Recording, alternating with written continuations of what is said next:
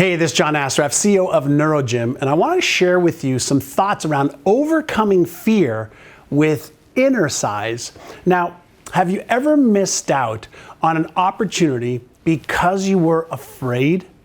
Now, we all know that the emotion of fear is an insidious obstacle, and unfortunately, it can hold you back. For example, if we see a tiger that can kill us, it's a great automatic, non-conscious response that can save our life. Nowadays, there just aren't as many real threats to our survival. Within your brain and mine, there is a fear circuit that our cave-dwelling ancestors had to alert them that a saber-toothed tiger was on the prowl. Instead of acting up when a tiger is nearby, your fear circuit responds to modern terrors and fears like public speaking, fear of heights, fear of being rejected, fear of failing a test. The trigger is different for all of us nowadays, but the fear response is the same, and your non-conscious mind does not know the difference between something that is real or even something that you imagine. Luckily for you, you're the boss, not your brain. Let me explain. If you have a specific fear or feel like fear has taken over too many of your thoughts and emotions, slow down and try this simple, easy INNERCISE called Fix Your Focus, Release Your Fears. First, what I want you to do is get into your mind anything that causes you to feel the emotion of fear. Whether it's speaking publicly, failing at achieving a goal and disappointing yourself or others. Anything that would cause you to feel that emotion of fear, I want you to just get in your mind right now. And then take 3 big, deep breaths in through your nose and out through your mouth. So you have that image in your mind, you take 3 deep breaths. Next, what I want you to do is imagine first the potential negative outcome as your fear suggests to you may happen. So I want you to think about what may happen that may be negative, which will activate your fear center. And what I want you to remember as you're doing this is that you are just imagining right now. It's not real. See the situation going horribly wrong.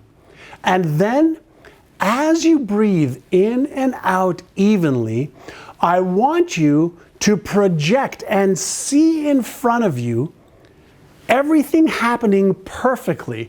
So what this does is it gets you to pretend that you're holding both outcomes, negative and unpleasant, and positive and very pleasant, right out in front of you.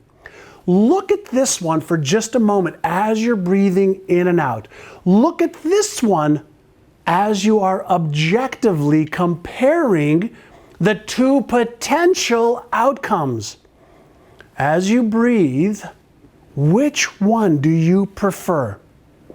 Obviously, you prefer the positive one that causes you to feel good versus the negative, unpleasant one.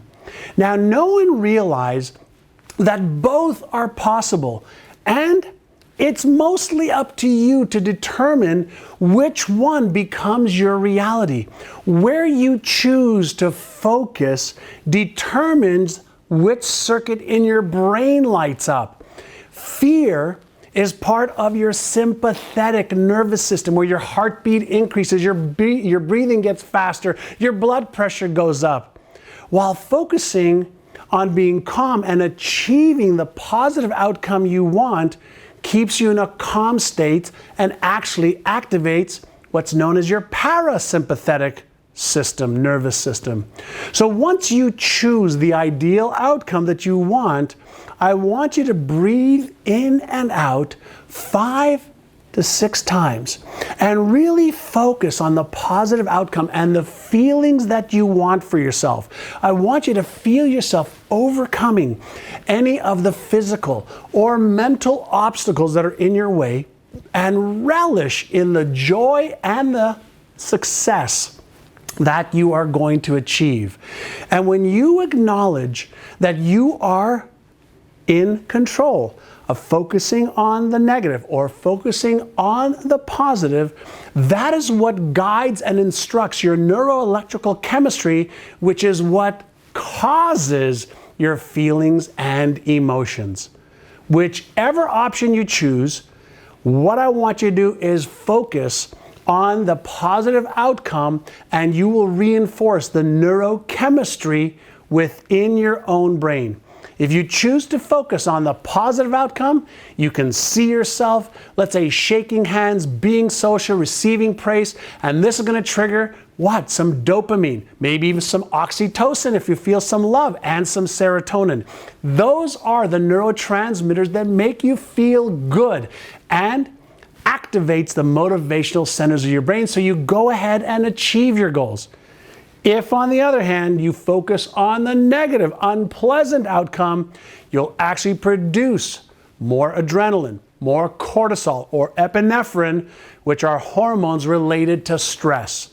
You can keep your fear circuit active and actually shut down your motivational circuit if you focus too much on the negative. So, the choice is really yours. Your brain wants to make sure you're aware of any potential or real danger, but you don't have to accept or expect the worst. You just have to be aware of the possibilities, and that's when you are more in control. When you sense danger non-consciously, your body instantly gets ready to fight, flee, or you freeze just in case there's real danger. Once you check out your surroundings and your brain receives the feedback loop that the coast is clear, the fear starts to dissipate, especially as you breathe in and out, as you focus on the positive outcome. This simple innercise is one you can use anytime when you feel fear creeping in. If the emotion isn't serving you, let it go. Make sure that you get clear, reject your fear, and focus on the positive outcome you want as you breathe.